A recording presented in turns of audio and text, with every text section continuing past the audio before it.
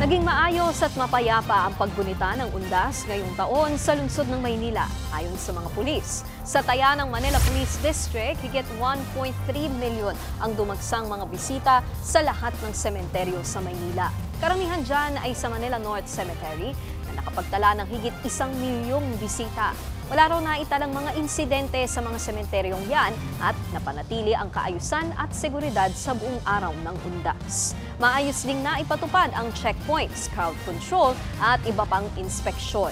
Higit 800 mga pulis ang ikinalat sa mga sementeryo sa Maynila kahapon, November 1. Bagsak presyo na ang mga tindang bulaklak sa dangwa sa Maynila pero kahit mura na, matumal pa rin daw ang benta. Nasa frontline ng balitang yan, si Bea de Guzman.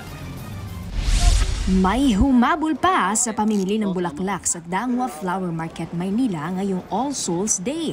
Praktikalan na raw dahil bukod sa hindi na masyadong dagsa ang mga tao, mas mura pa. Kami po yung taga Pampanga, Bacolor, Pampanga. Pinili namin dito kasi fresh, tsaka mura. At least kahit papaano. Kahit malayo, okay lang kasi worth it naman. Meron pang galing Angono, Rizal. Dito kami namimili kasi dito yung mas mura, wala silang markup price. Mga kapatid, isa sa mga pinakamabentang bulaklak kapag ganitong undas ay ang tinatawag na Rados o Malaysian Mums. Ngayong araw, ito na lang daw ay 400 pesos. Pero kahapon, ito ay naglalaro sa 600 pesos. At kung gusto niyo naman ay yung mga hindi pa na-arrange o yung mga nakabundle, ito ay yung Rados o puti ay nasa 200 pesos na lamang at yung assorted naman ay 150 pesos. Ang mga Anthurium, Aster, Gerbera at Carnation naglalaro sa 150 hanggang 200 pesos kada bundle. Ang makukulay na Chrysanthemum Sunlight nasa 200 pesos kada piraso, habang ang Sunflower 800 kada bundle.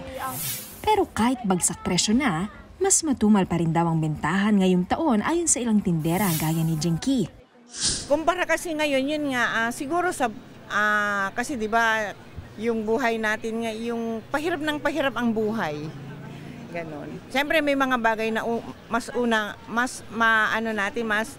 uunahin kaysa sa bulaklak. Dati yung bulaklak niya, halimbawa, nagbabawas din sila ng binibili nilang mga bulaklak. Si Nanay Lucy naman na 2 dekada nang nagtitinda ng aster, palugi na raw sa dami ng bulaklak na natira. Paano yan na? Marami pang natira. Ano pong plano natin? Ewan, pagbenta-benta pa kung makakaubos. Tsatsagain. Ito nga, problemado kami. Maraming natira. Kasi bukas, bago na uli yan. Di tatapon na yung luma. Lugi na kami doon. Ayon sa mga nagtitinda, mas lalo pang bababa ang presyo ng mga bulaklak pagdating ng Lunes hanggang Alas 5. Nagbabalita mula sa Frontline, Bea de Guzman, News 5. Mga kapatid, Nikki de Guzman po. Para sa mga impormasyong dapat ninyong malaman, mag-follow at mag-subscribe na sa social media pages ng News 5.